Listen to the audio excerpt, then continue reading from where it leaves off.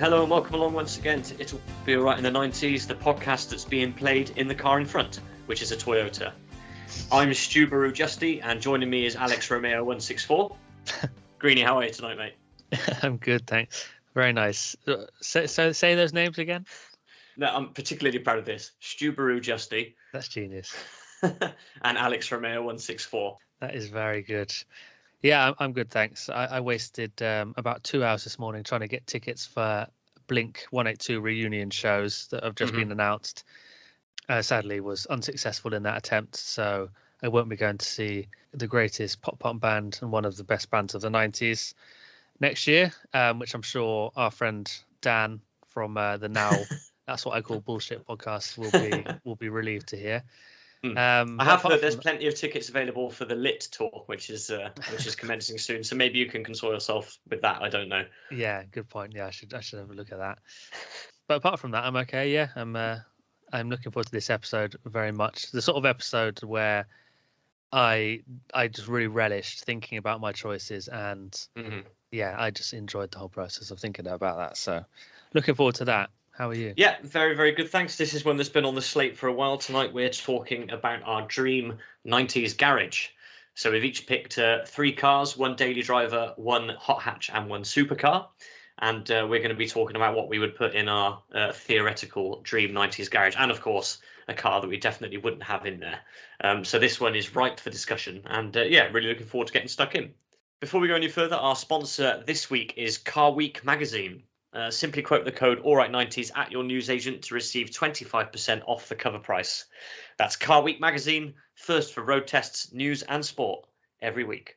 The classifieds will be particularly useful for us today, I think, because we might see if we can find some of our dream car choices in the back pages there. So I'll definitely be getting down to make the most of that deal. Absolutely. There was a surfeit of car magazines in this era, a lot of which are no longer with us. Auto Express is probably the only auto car I think is still around. There was one that was just called Car. Yeah. There was Car Week. I think there's one called Octane. There were lots of them, but it's a dying art. There's a stack of somebody in one of the break rooms where I work has left a stack of 6 or 7 year old editions of Auto Express, which I've been slowly working my way through on my lunch breaks. So I know everything there is to know about the 2016 Skoda Karoq. Do you remember a magazine called Top Mark? It was like yeah. It was classifieds, but for sort of sports cars and high end stuff, wasn't it? Yeah, that was a good one. I used to flick through that and Dreamland when I was waiting for someone, in W.H. Smith's or something. Well, I mean, I think we're talking ahead of time now, but I used to buy Auto Trader for fun when I was 7 or 8, and just look at the classifieds in there. You had your Prestige, you had your Sport, you had your family saloons. What I used to like looking at in particular for some reason was the part exchange to clear, because then you had like some real old bangers in there. Yeah. And I remember particularly once I found an ad for, I think it was a Capri, and it was up for 75 quid. Oh, wow. And I remember going to my dad and saying, look, you've got to buy this. It's £75. You've got to buy this car. And clearly now when I think about it, it was scrap or whatever. But I was really excited. £75 for a Capri. Oh, God, can you imagine? Yeah. I wonder what that would be worth now. I mean, obviously it would be, like you said, it was just for parts, but fixer-upper, it would be worth, way more than that now. But, of course, that's history for you, isn't it?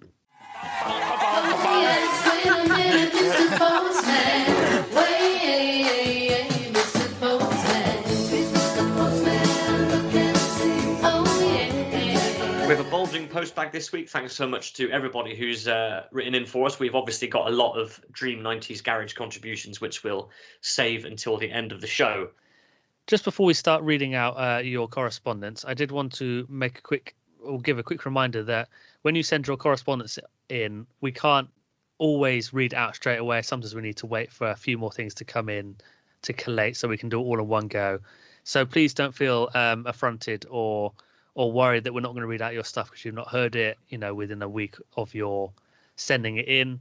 Sometimes we have to wait a bit. And obviously we record these episodes a few weeks before they come out. So we do endeavour to read out everything that gets sent in, but there may be a bit of a delay. So please bear that in mind and don't let it put you off sending stuff in, because we really value it. So just thought I'd say that before we go any further. friend of the pod, regular correspondent Alex Mitchell, has written in with a joke. Would you like to hear his joke? Nice show. We've not had a joke before. It's related to our One Hit Wonders brace of episodes from a few weeks ago. He says he's heard that Sixpence None the Richer have recently renamed themselves 12pence None the Richer due to inflation. Nice. Topical as That's well. I mean, that is a lovely bit of business, isn't it? Yeah. Very, very nice. topical. Lovely bit of business. Thanks for that, Alex. This is on our YouTube, and it was under our fashion episode, which we did with Legend of the Pod, Kate Pro, a while back. I think it was in that episode we'd asked what the most 90s alcoholic drink was, and Salty Ulty Gar, which is that George Ulty? It is, yes. It is George Ulty, yeah. Friend of the pod, George that's Ulty. his YouTube. So it's friend of the pod, George Ulty, who has written in with his Dream 90s Garage as well. So thanks, George. It's this episode's going to be bookended by George Ulty correspondence, which is nice. And he says, I never did. So yeah, this was in relation to what the most 90s alcoholic drink was. And he said, I never did Alka-Pops. Being 30 odd, probably got in the way of that. But settling down in Chippenham, I developed a leaning towards Wadworth 6X, handcrafted with water from the Kennet and Avon Canal. In fact, I often say it's the secret of 6X. Now, that does sound libelous to me. And Wadworths, I believe, are still going. I think Wadworths is still going. So yes, yeah. And I actually undertook a brewery tour at Wadworths a few years ago. And as far as I can remember, no mention of the Kennet and Avon Canal was made during the talk on the brewing process. We'll have to leave that one as being unproved, I think. Yeah, we distance ourselves as It'll Be a Right 90s podcast from those comments by George Ulty, but we still, regardless of the liability and the potential hot water you've just thrown us into, George, we do appreciate the correspondence. So thank you very much. Got some correspondence here from a new correspondent, Tom Page. He's written in to let us know that he's currently working his way through all of our episodes to date, and he's caught up with the video games episodes from last year. He sent in a picture of a Mark I PlayStation. And there's a few games dotted around here. There's FIFA 99, Gran Turismo. There's also a few games not in their official boxes, and that the covers have just been printed off, black type on an orange background, so I think we can guess as to the provenance of these games. But he says, found in the store cupboard where I work. Will it work? Stay tuned to find out. So very excitingly, in the store cupboard where he works, he's found a PlayStation with a load of games. It hasn't been turned on for who knows how long. He has sent me a video of what happened when he switched it on with FIFA 99 in there. So if you check our Instagram after the episode, I'll be sure to post it up, and you can see what happened when the probably close to 25-year-old PlayStation got its first airing in almost 2 decades, I would say. Well, it must be nearly 2 decades since it was switched on. So exciting times, and thanks for sharing that with us, Tom. Oh, nice. Great to see a legend resurrected like that. So, well, I've not seen the video, actually. I assume it was resurrected, but maybe not. But well, this is it. I mean, who knows? Well, I know, but I'm not going to tell you. You'll have to look on the Instagram like everyone else. I will do that, yes. I'll probably be the one putting it on Instagram, but there you go. I'll wait till I'm doing that. That is actually true. That's quite true. Yeah, I didn't think of that. Never mind. Right, okay. We've got something else here from friend of the pod, Hannah Kelly Fletcher.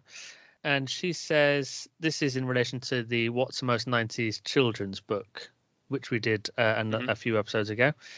And she says the first most 90s book series that came to my mind was Point Horror and Point Romance. My sister had the collection of Point Horror, and I had the Point Romance collection. I bet that those romance ones haven't aged well.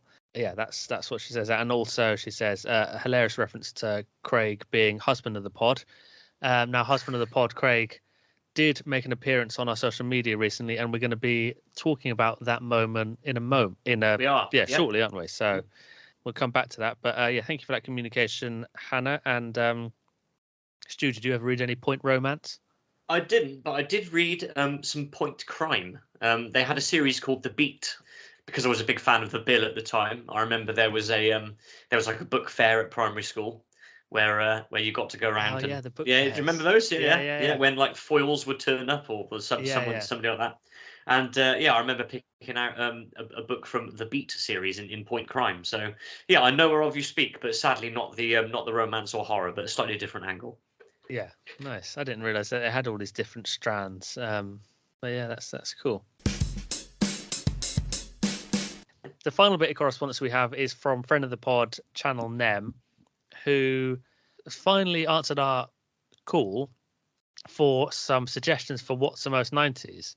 Oh, thank you, Nem. Thank you so much. Yeah, we really appreciate this. And we are actually going to use one of Channel Nem's choices for today.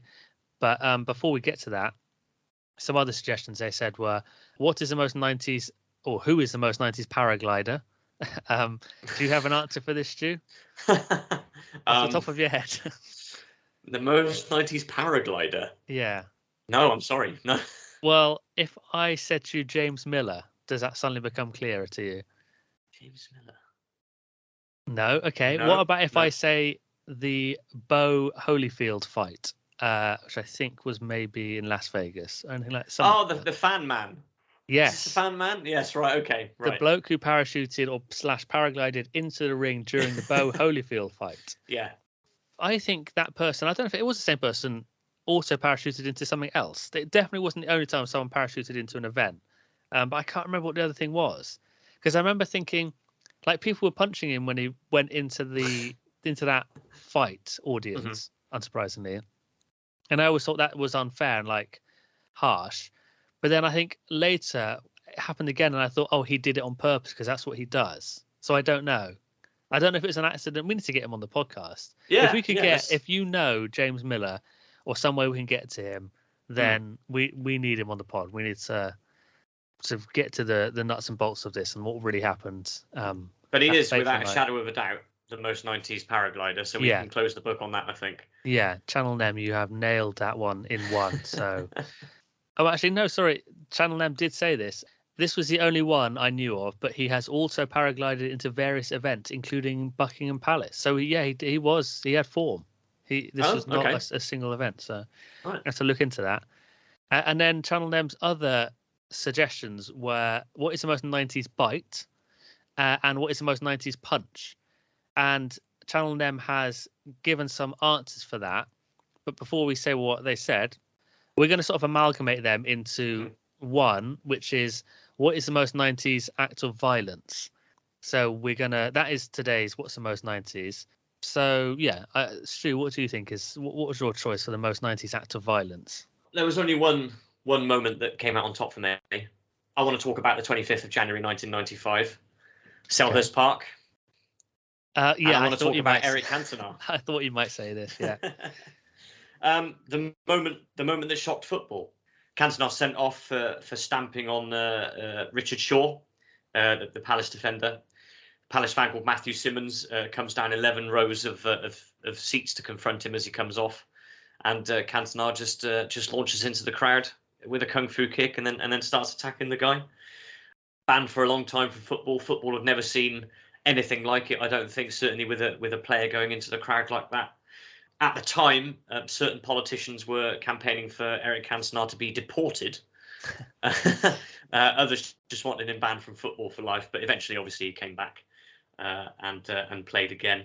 Years later, he said it was a great feeling, and he was happy for it to be a moment for the fans to treasure. But he says it was a mistake, and he did end up with 120 hours community service as well. But when I think about iconic, violent moments of the 90s, for something that happened. Yeah, Eric Cantona at Selhurst Park for me is the shining example of 90s violence. Yeah, great choice. Absolutely iconic. Did anyone ever find out what the guy said to him? Did Cantona ever reveal it, or it was sort of the sort of thing where there'd be rumours of it in the playground, like, oh, he said something about his mum, or he said this, or he said, I think I remember a rumour being he said, "Ooh, Cantona, who do you think you are?" Imagine if that's all it took for Cantona to launch with a kung fu kick. Well, obviously, having done a bit of research, apparently in court, Matthew Simmons said that what he said to Cantona was something along the lines of, "It's an early bath for you, Cantona." Oh yeah, of course. Yeah. That's exactly what he said, wasn't it? So who knows? Maybe we'll never know, but yeah, it had to be that for me. It had to be. Yeah, nice one. Well, I have not gone for the same thing, although I should have done because I think you've got the right one. But I'm going to give you 3 90s ingredients, Stu, and I want you to put them together and tell me what comes out. So I've got a prominent New Labour politician. I've got the Brit Awards, And I've got the band Chumbawamba. And what do you get, Stu? You get damn but no bacon throwing a bucket of water over John Prescott. Exactly, yeah. So it's not actually that violent. It's not, especially compared to a studs up kung fu kick to the face. It's not that violent. But I just thought those three ingredients, they were all very 90s. So that's what I've gone for. A classic moment. Unfortunately, I don't think it was caught on film. Mm-hmm. There's a photo or two of Prescott immediately after looking very disgruntled and very wet. And yeah, apparently it was a protest at Labour's refusal to support the Liverpool dock workers strike. So I also thought it was a little bit topical of what's going on at the moment. And that's why I've chosen it. But actually, another reason I chose it was because Channel Nem's choice for most 90s punch was John Prescott punching the farmer who had just egged him, which I think was in the 90s. Yeah. So that's obviously a really good choice for most 90s act of violence. And then Nem's choice for the most 90s bite. I mean, that's kind of obvious, I guess. We're going back to Evander Holyfield, aren't we? Yeah, it's Holyfield and Tyson. Well, Tyson biting Evander Holyfield. So definitely the most 90s bite. So thank you so much, Channel Nem, for giving us some new what's the most 90s material to work with and giving some great answers yourself. So yeah, we really appreciate that. And please, if anybody else has any they'd like us to investigate, then do let us know. We'll give you the details as usual at the end of the show. I've just thought of another musical one which I could have mentioned, which was Bjork and the photographer at Bangkok Airport. Yeah. Yeah, I feel like Bjork was sort of, it's kind of an unfortunate sort of period for her. Like she was really getting attacked and tainted by the tabloids, wasn't she, to have a certain image, and also coincided with her having songs that were a bit sort of crazy, like It's So So Quiet and the other big single that I forget. Big Time Sensuality? Yeah, exactly. Yeah. Obviously, the video parodied by French and Saunders so brilliantly. Mm-hmm. But yeah, Bjork, I mean, she's a genius. She's an absolute musical genius. But it took a while for me to realise that because of all that sort of hype and tabloid journalism around at the time. But yeah, so I'm on her side in that. I don't know who the person was she punched, but I think I'm on Bjork's side. Mm-hmm. Maybe I shouldn't say that. Well, we'll speak to Jeff and we'll see if we can leave it in or not. That's fine. Yeah, I thought you were going to say we'll speak to Bjork. Well, you better be, yeah. It's mid-October. Imagine if on the next pod, our guests were the fan man from the Holyfield fight and Bjork. It would certainly be, one of our best episodes in terms of guests if that was the case. But we can but hope. Who's our booking agent? Oh, I think it's Jeff, isn't it? It is Jeff, yeah. Yeah. Yeah, we'll see what you can do, yeah. Right, Stu, there's something we have to do before we get into the main topic. And it does relate to what I said earlier about husband of the pod, who was there at this moment. So do you want to give some more details on what I'm referring to? Yes. So if you've been following our Instagram, you will have saw that we all got together for the pod derby a couple of weeks ago. Mm-hmm. So it was Corsham Town, one of my local teams, versus Mansfield United, which is Alex's local team. He visited Wiltshire to come down and watch the game with me, and brought husband of the pod Craig with him, which was lovely to meet him after him having given us so much good correspondence for the pod. And also present was another of our regular correspondents and listeners, Big Tim Parker. He had just come back from a stay in Florida, and he brought back for us, we've each got a bottle of Sunkist orange here, direct from the States, which we're now, many thanks to Tim for sorting this out for us. He thought of the pod and brought us back some genuine Sunkist, and we're going to uncork now and have a little taste, see what happens. Before we do that, I'd like to point out a few things from the ingredients here. Big letters at the top of the label, contains no juice. Total sugars, 61 grams, and that includes 61 grams of added sugars. So there's no naturally occurring sugars in here. It's all been added, and that is 123% of your recommended daily allowance of sugar. So I think what I'm going to do is I'm going to open this, have a couple of sips, and then leave the rest for another time, because it is quite late at night, and I will be bouncing off the walls if I drink all this. But I love how it says total sugars and then includes, even though it's exactly the same amount. probably explodes Did you coming all pick the way that from up? Jacksonville. That one really. Got to get the aroma first. Oh, it's got a lovely nose. It certainly does. Very tangy. Right. Okay. Let's. Now remember, tilt the glass. Okay. We don't want any head on here.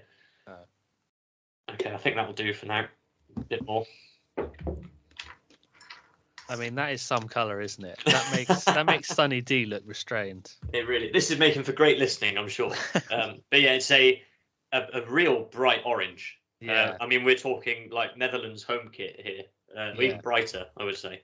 Well, anyway, here's to the pod. Cheers, There Tim. Gin. Yeah, thanks, Bottoms Tim. up. Well, I don't know if I've got the words. yeah, we built it up for so long. Yeah, it's. I mean. Oh boy, it's no Fanta, is it? It's different. There is a sort of. If Fanta tastes like orange juice, this tastes almost like orange rind. There's like a slight bitterness to it, which I actually don't mind. But yeah, I don't know. It's hard when you built something up so long in your mind. Yeah. But you can really taste the high fructose corn syrup, can't you? You can. Never meet your heroes, I suppose. But that doesn't make Tim any less of a legend for bringing that back for us. Oh, hang on, I've said the word legend. Oh, you've just accidentally sort of given him a new title. Well, for is Tim worthy of pod legend status? He has been with us since the start, and he's brought us back Sunkist all the way from Jacksonville. I mean, I'd say so. Yeah, if you're willing to go across the Atlantic to get us. Yeah, Sunkists. That was the only reason he went. He didn't go for any other reason. Oh, he didn't see it. Yeah, you didn't make that clear at the start when you were talking about this. Yeah, that's the only reason he went. At no cost to us as well. Crucially, he did all on his own back. So yeah, does he know that? Oh, well, he hasn't. He's not submitted an invoice yet. So no, that's true. We might have done it, sent it to Jeff. We'll have to move offices again.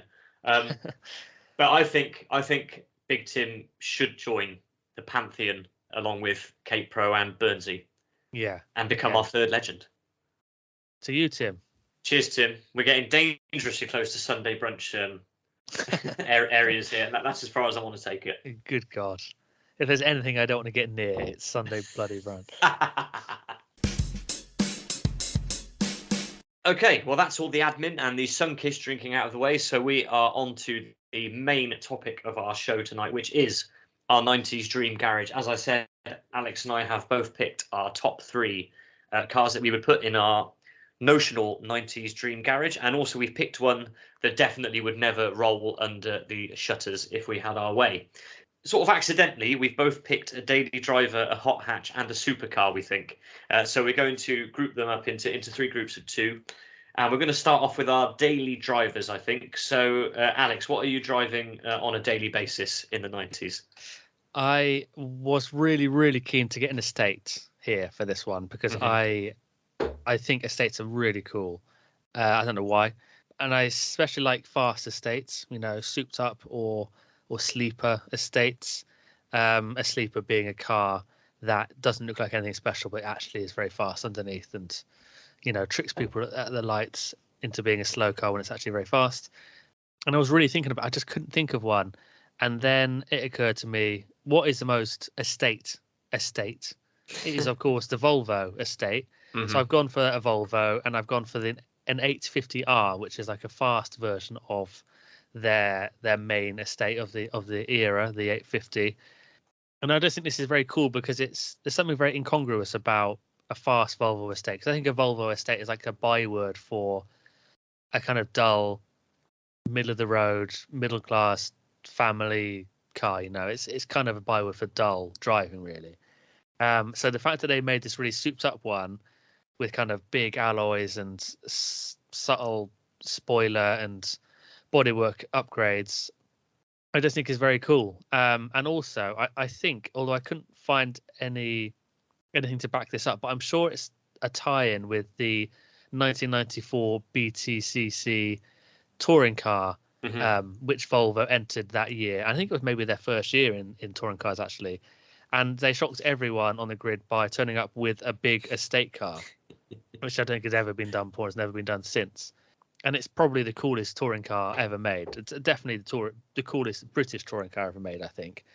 And apparently, I heard this somewhere, that they chose the estate rather than the saloon version because they thought it would demoralize the opposition when they were overtaken by an estate. And I don't know if that's true, but it's very funny, I thought. And it's a cool car. I think it'd be perfect down the motorway on long road trips, and big enough to get your 2x4s in if you go down to Great Mills on a weekend. Mm-hmm. It's just practical, and it's cool, and it's fast, and yeah, I'm up for it. I found one on a low mileage one on eBay for £16,000. They do seem to go as low as 6k on eBay at the moment, so it's not out of my it is out of my price range, but it's not crazy, you know. So that's my first choice, the Volvo 850R.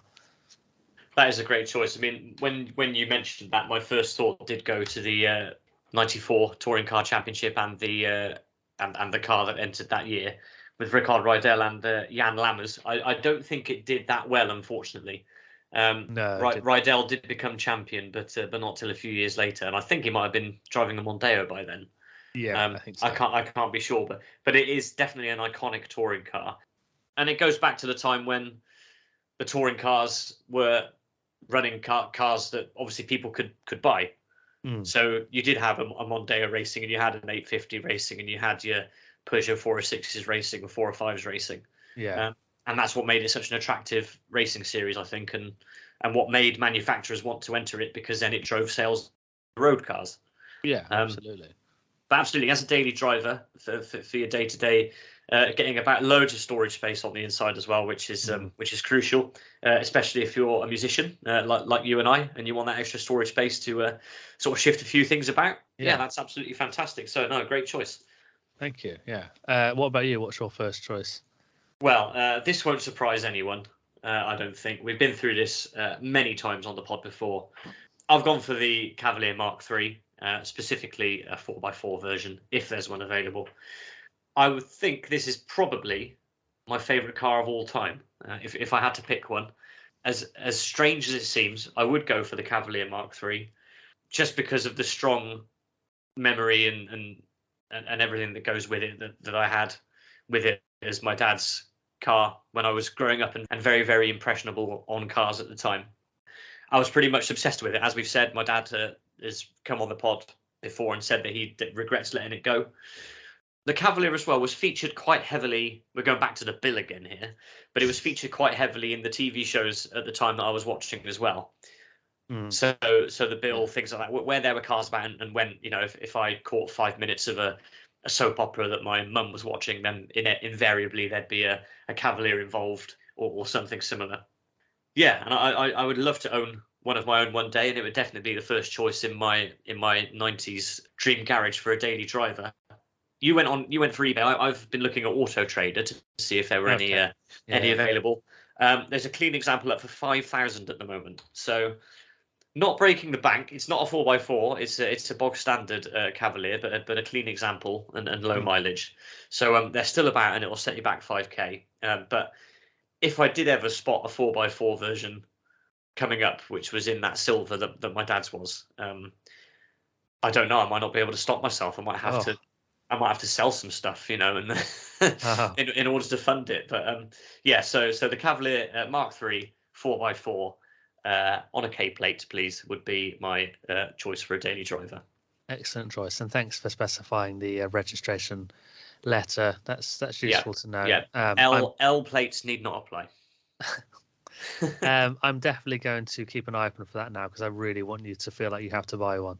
So, and also, if anyone listening, you know, if you could help us in this cause by keeping an eye open on eBay and Auto Trader and any other websites, if you see one for sale, we could potentially make Stu buy one. So let's do it.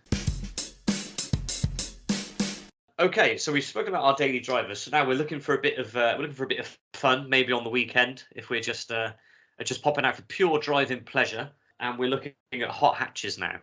Alex, what's yours? Well, I think the country that makes the best hot hatches and the most iconic hot hatches is France. I know there are obviously some good ones in other countries, and I think you're talking about one from another country, but it's France for me. And I've gone for the Renault Clio Williams edition, which was launched in 1993. So this was produced when Williams' F1 team was getting their engines made by Renault, so that's where the tie-in came from.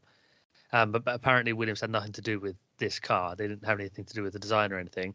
All it is that it's got their sort of logo on the door sill or on the rear 3/4 panel, somewhere like that. They all look the same. They're all navy blue with gold wheels and gold trim. And I think already that first generation of Clio is one of the best looking super minis of all time. Aesthetically, I think it's brilliant. It's up there with the Peugeot 205. I mean, I might have had the 205 GTI if it was a 90s car, but that's obviously from the 80s originally, so I couldn't have that. But I just love this car. I think it, like I said, the Clio itself is a great starting point for a hot hatch because it looks so good. It was actually used as the F1 safety car for a season in 1996, which I think is so funny now when you look at what we've got in Formula One now being the safety car. I think it's like a really high-end Mercedes, like a GT or something like that. Proper high-end supercars now, but back then it was just a Renault Clio tootling along on the front of the grid, holding everyone up. But I wasn't really aware at the time of that being the Williams one, but it was obviously had the fluorescent yellow F1 logos on the side and stuff. But so I like that connection to 90s F1 as well. And yeah, I just think French super minis are the coolest of the cool. So I mean, even this Clio was the successor to the Renault 5 Turbo, which is such a cool 80s super hot hatch. Yeah, I just think it's the coolest, not just the coolest sort of super mini or kind of hot hatch. I think this sort of car is the coolest car type, full stop. So cooler than Ferraris and McLarens and supercars and all that sort of stuff. Obviously cooler than SUVs and Range Rovers and stuff like that. It's not vulgar and ostentatious. It's not, look at me. It's not the biggest thing on the road. It's relatively economical fuel-wise, but people who know what it is. And I just think it looks so much fun. All hot hatches look fun, but God, yeah, I would love to own one. And again, I looked on eBay. There was one that needs a fair amount of work, but for only £10,000. So again, a snip. Yeah, a snip. Unfortunately, I don't know how cars work, and I wouldn't ever be able to work on one, so I wouldn't be able to get one that needs work. But that's how low you can get them if you're prepared to do a bit of work. Otherwise, I think I might have to spend more like 20, 25 for a proper working one. But one day, yeah, Renault Clio Williams, it's my dream. That's brilliant. I mean, the first thing that I thought of when you said to me that you'd pick this was the gold wheels. I mean, it just looks proper. Sometimes wheels that are a different color on a car doesn't look right, but it looks so right in this case. Yeah, totally. They always did. And I think it's when people think of hot hatches from the 90s, they will immediately say, oh, the 205 GTI or the one that I'm going to talk about in a minute or a few others. But I don't necessarily think that the Williams Clio would actually be the first one that might trip off somebody's tongue. And I think that lends it a little bit of something as well, which is like, you need to know a little bit about your 90s cars to appreciate this and appreciate just how good and desirable it is. And this is definitely one of those. So no, a great choice. And I think it actually does trump my choice. I'd be quite happy to say that. Okay, well, yeah, go ahead. Let us know. Well, I've gone for, again, it's a car I've got another personal connection to, but it's obviously the hot version. So I've gone for the Mark III Fiesta RS Turbo.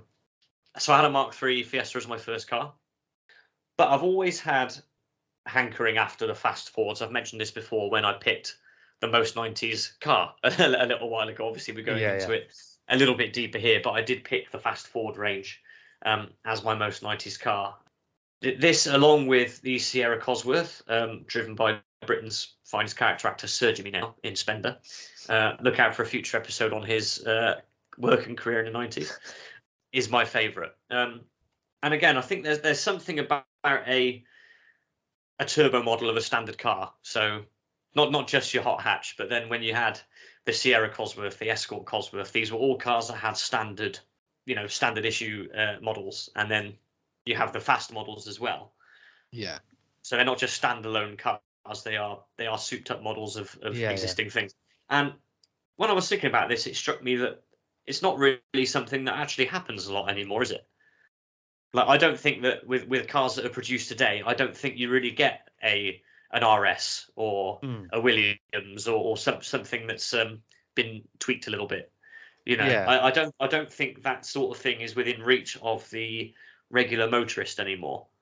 Yeah, I think that's a very good point. You definitely don't get like fast versions of something like the Prius or something like that. Yeah, I think that definitely sounds right. Maybe it's just because I mean, there are some, like there's fast versions of the Hyundai i20 or whatever that is, and there are a couple, but you're right, not in the same way that there used to be. It's a shame.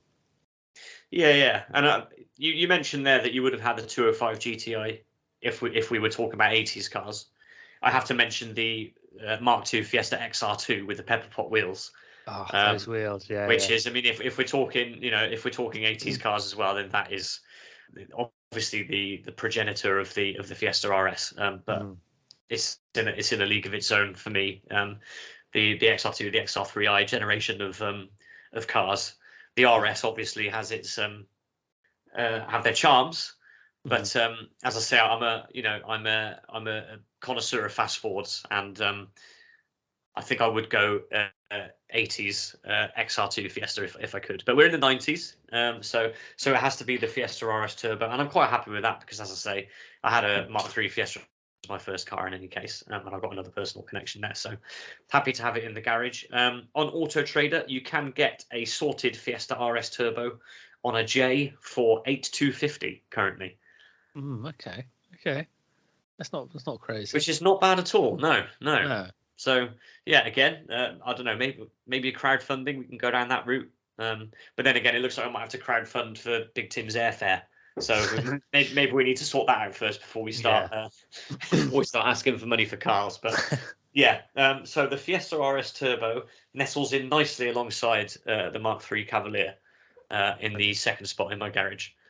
I love that. I love that you've got this family connection and history, personal history, informing your choices, which is brilliant. Yeah, I like that. Well, there's going to be nothing of the sort for our third choices, I don't think. So we're going to treat ourselves a little bit now. We're going to have a supercar each. So, Alex, what's going in alongside the Clio and the Volvo estate in the supercar space? Well, both of those cars are going to have to squeeze up quite a lot to fit this one in, I think. Now, as I was saying, the Clio was incredibly cool for not being ostentatious. This is very much at the opposite end of the spectrum to that, because I've gone for the Mercedes CLK GTR, which is one of the craziest looking sports cars probably ever made, or certainly of an era where there were a number of cars being made for the same reason, which also look crazy. Now, this car was a product of the FIA GT Championship, which started in 1997.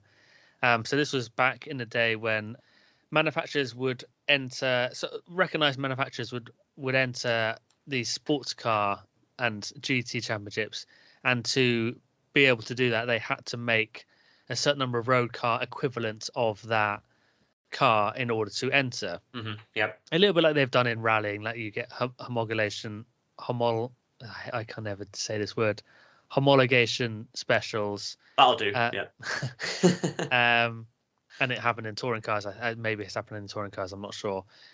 But with a rally car or a touring car, it's not wild, to just see a faster version of a Mondeo or an Escort or a Vauxhall Corsa or something like that. But when it comes to the GT Championship, the FIA GT Championship, these cars were absolutely wild. They were really wide, really low, incredibly powerful. So to make a road version of that was a sort of different proposition.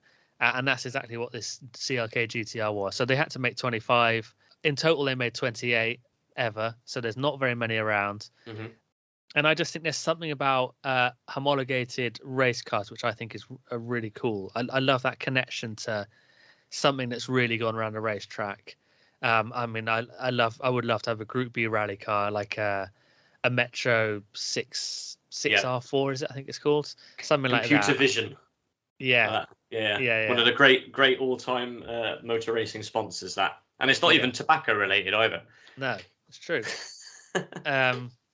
So I like that. There's some other crazy ones that didn't even make as many as 25. Like there's a Toyota GT1. I think they only made one of for road.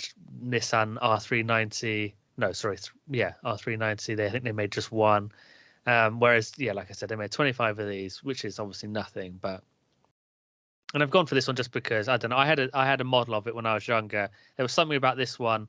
I think because it kept the front lights and grille and rear lights of the road car, and so it looked almost like the road, just a normal road CLK, like a normal family coupe. Had they'd taken that and just made it look crazy, and I like that connection to the road car. And also it's famous, of course, for, actually it wasn't the CLK GTI, it was the later iteration, the CLR, that famously took off like an aeroplane at Le Mans and flew into the trees with Peter Dumbreck at the wheel. So it had that sort of iconic crash as well in its history. And so, I've just gone for that. It'll be literally impossible to park in town, to even get around town. But I'll have to just keep it on the open road. And I've looked up, one sold in 2018 for $4.5 million. That was a very clean version, though, very low mileage.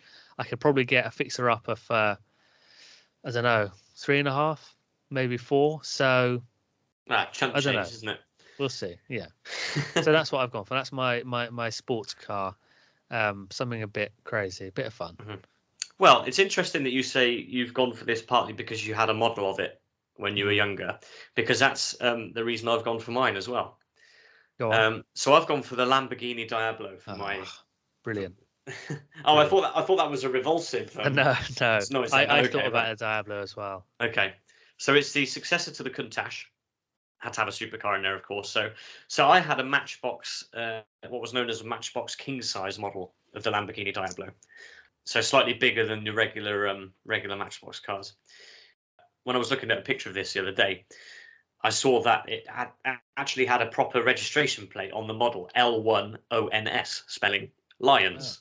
Oh, nice, And I thought, I wonder. So, of course, I went on my favourite website, the DVLA Car Check, and L1ONS was actually registered to a silver Ferrari. But that's been off the road since 2007. So my toy car had the actual registration plate of an actual car, which I didn't think was allowed to happen or supposed to happen. That's interesting, yeah. But it's nice to know that it ended up on a supercar, supercar for supercar, so that's fine. It was the first Lamborghini to reach speeds in excess of 200 miles an hour. So it beat the Countach on that front. Interestingly, the interior featured the same indicator stalk as a Morris Marina. So they've obviously been rooting through the parts bin for some for some suitable stuff, and they've got the same indicator stalks from the Morris Marina. So that's a bit of fun. It lasted 11 years. It was replaced by the Murcielago in 2001. Unbelievably, there was a Lamborghini Diablo on Auto Trader when I checked. Oh, yeah.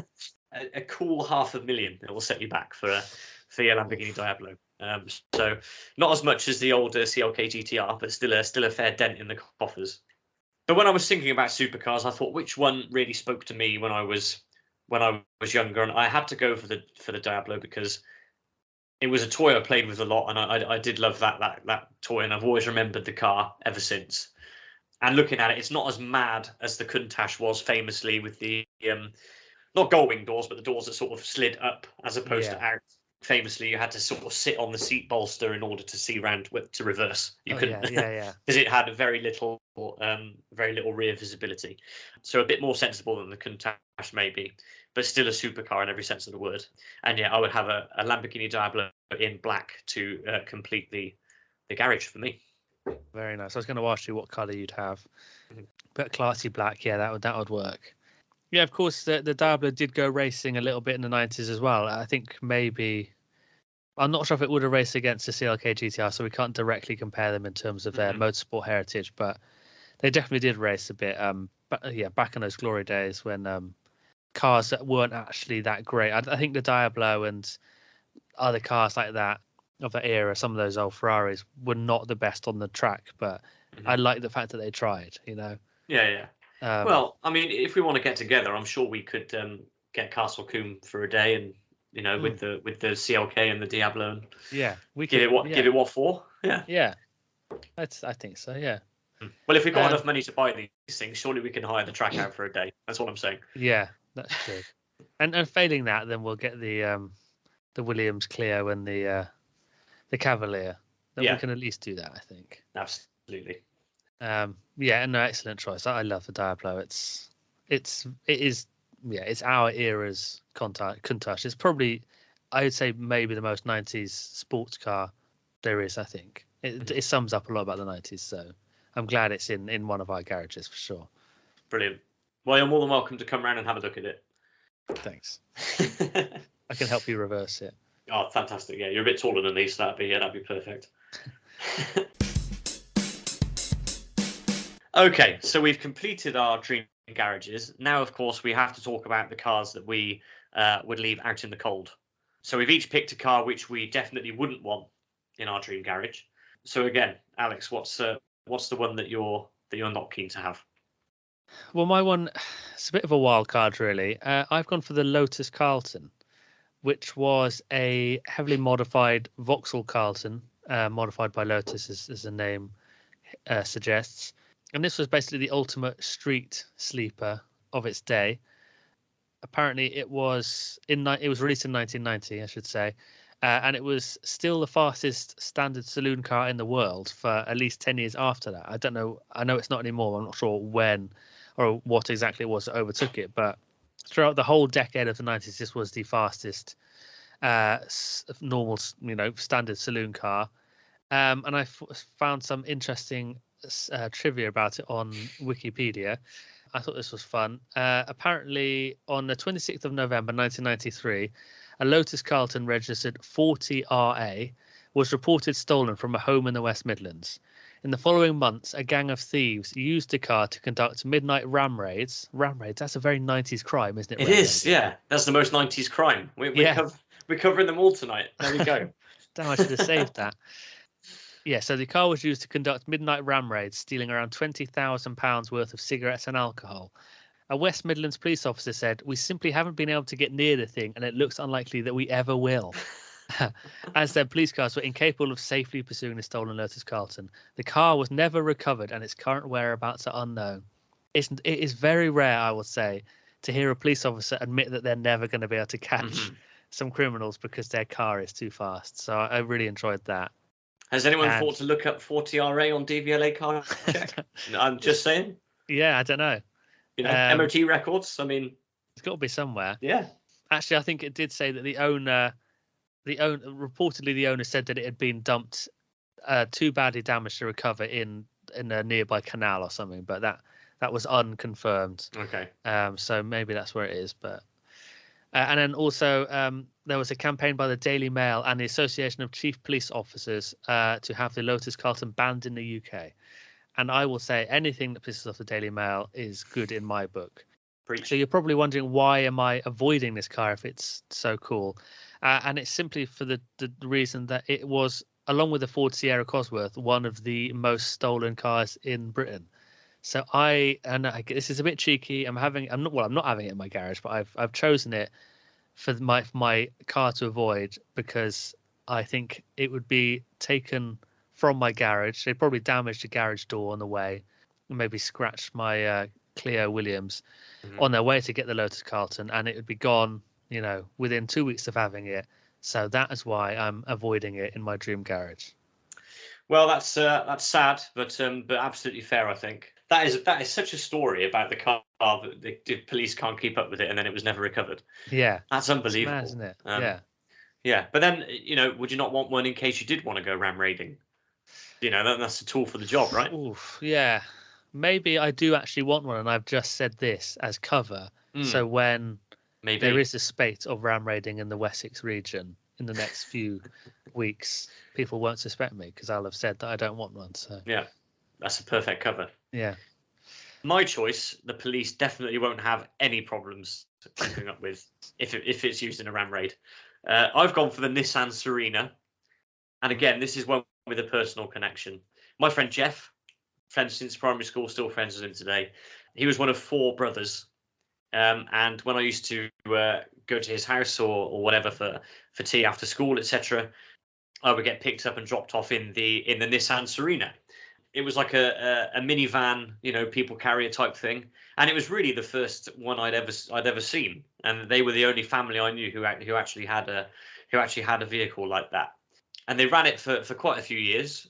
Future guest of the pod, Quentin Wilson, is quoted as saying that the Nissan Serena is as seductive as a skip and as desirable as an old shoe. In the year 2000, the Top Gear Buyer's Guide called it the worst new car on sale in Britain, with absolutely nothing to recommend it for.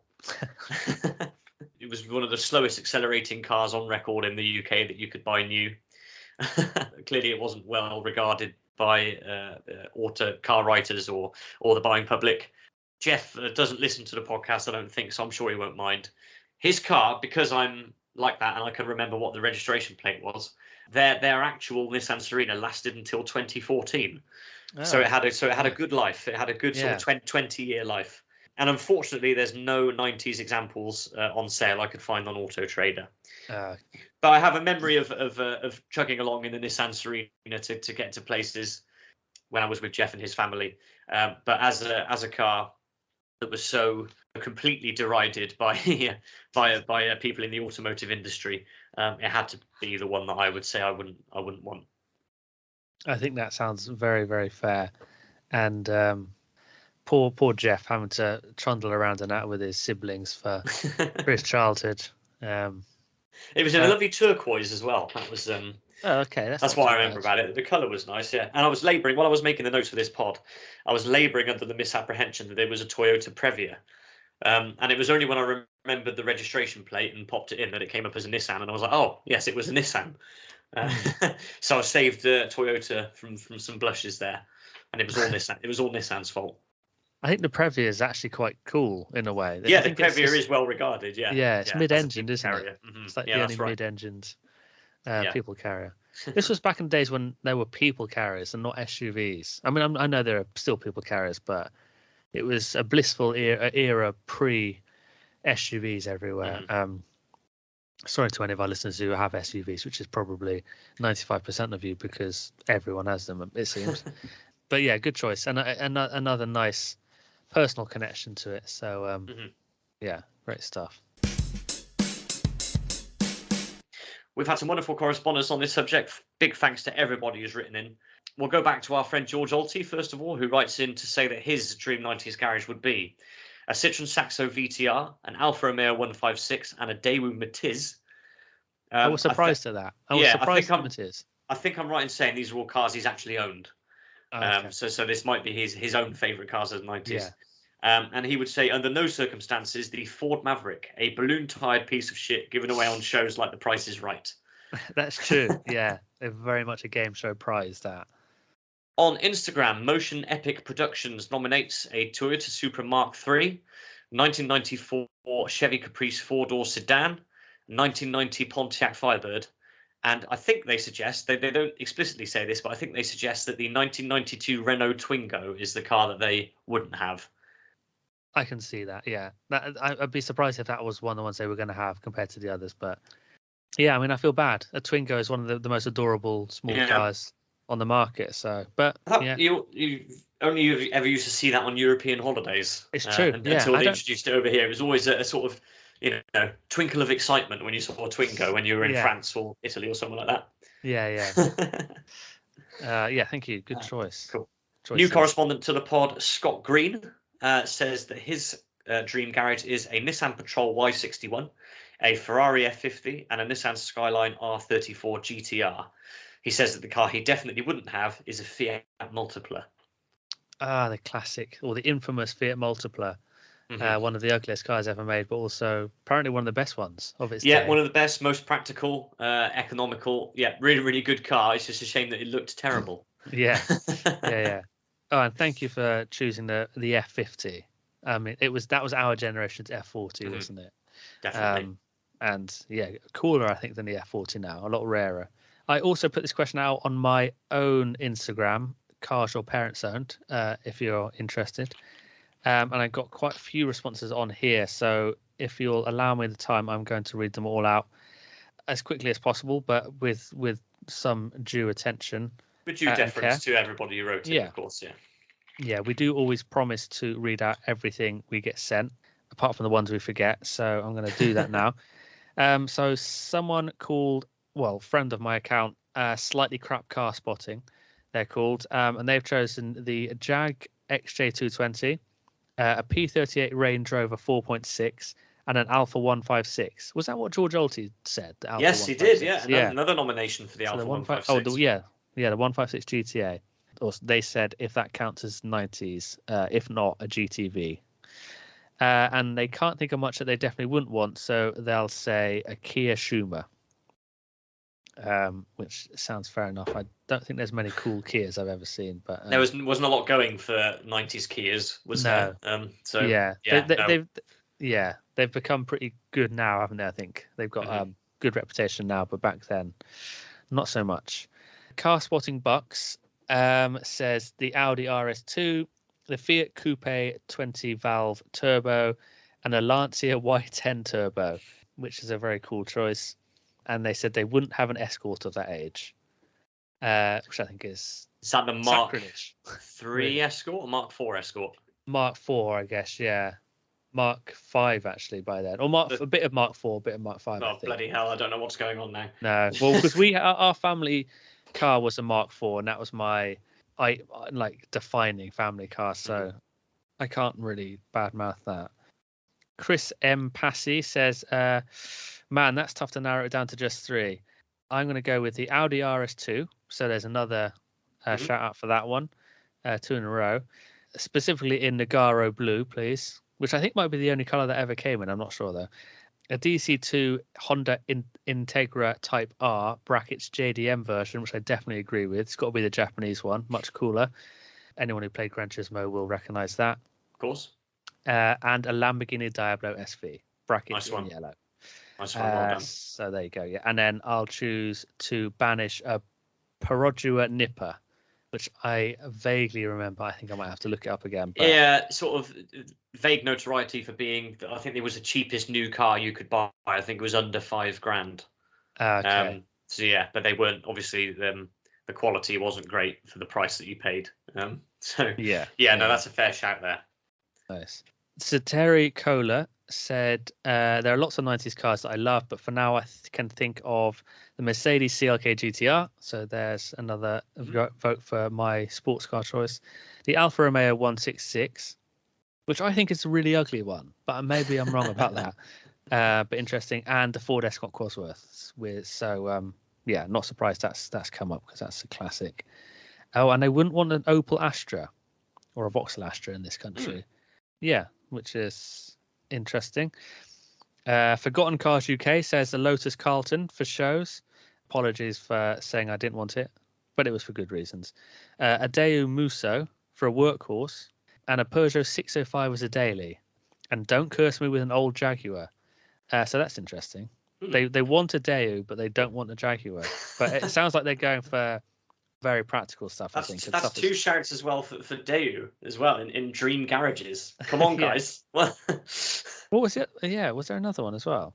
Yeah, George wanted a Daewoo Matiz. Yeah, of course he did. Yeah, Daewoo is currently beating Ferrari 2-0 in his dream garages. Ligma victory. Ligma V8 says they want a Ford Crown Vic, an Alfa 155 Q4, and a Vectra i500. That's cool that they want a Ford Crown Vic. I'm guessing they're European if they want a Vectra, but they've represented the sort of American. It sounds like it might be Australian, actually.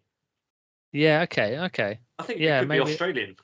Maybe Igma V8 is Australian. But that's cool. A nice range of vehicles there. John Boy 1974 says a Series 2 RS Turbo. I wasn't sure what that was. Is that a fast forward an RS Turbo? It would be, yeah, but without the model, we wouldn't know. Yeah, you know, just says Series 2. We'll say it's a Fiesta, and that John Boy is on the same page as me. We'll say that. Yeah. An Audi S8, and this is a very cool one, I think. A Mercedes 190e Cosworth. That's a very cool combination, isn't it? The Mercedes and the Cosworth together. That is a very cool car. Tommy G7076 says a Jaguar XJ220. There's another one for that. A Rover 820 Vitesse. Very Alan Partridge choice there. And a Jaguar XKR. And one they didn't want was an early Ford KA or Ford car, which is understandable. So Jaguar XJ220 is really coming out a lot here. Ray Lenahan said Sierra Cosworth. Well, I'm not sure if that's 90s, but we'll give it to you. A Fiat Uno Turbo. That's cool. I didn't know they did a Turbo Uno. That is cool. And then E30 M3. I'm not sure if the E30 is 90s as well. There were loads of them around in the 90s, but pushing the rules there, Ray, but we're going to give it to you. And they want to avoid any 90s Hyundai, which is fair enough. Well, that's all right. George will have it. And then Deepak 138175 says, promote it on @Reality Records. Thank you, Deepak. Yeah, we'll be sure to get in touch. Yeah. He's a regular correspondent of ours on Instagram, isn't he? Yeah. Always urging us to promote it on that channel, but just never get around to it. So thank you so much for all that correspondence. I hope I didn't miss anyone. If I did, just contact us again and say, for goodness sake, you didn't read out my choices, and we'll do it in the next episode. So lines of contact remain open on this subject and all other subjects we have ever covered on the podcast. So please do, if like Tom Page, you are catching up from the start and you've got something you'd like to add in from one of the earlier episodes, let us know. We'll be more than happy to go back and cover it. To save Alex the burden of reading out the contact details at the end of the episode every time, we've streamlined it a little bit, haven't we? So we've got one link now where you can go and get all of our contact details at the same time, which is? It is a Linktree link now, and it is linktr.ee /allright90s podcast. And that's allright 90s podcast, all one word, and that's Linktree. So if you just go to Linktree and search for All Right 90s podcast, you'll find us, and it links to all our social media channels and our YouTube, and where you can listen to us, and everything's all in one place. So yeah, we've streamlined.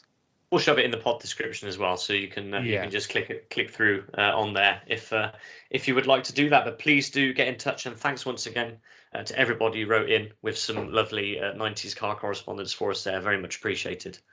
We don't know exactly what we're doing next time, do we? I don't think we haven't fully put it down.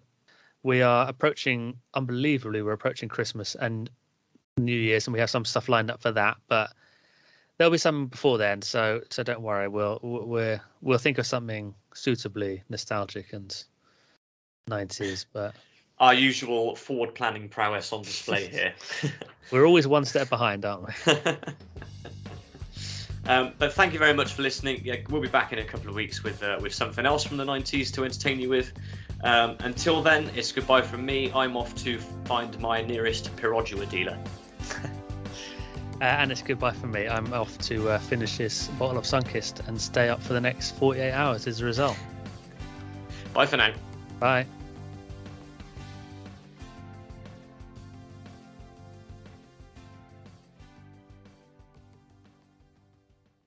He says he's heard that Sixpence None the Reacher. Shit.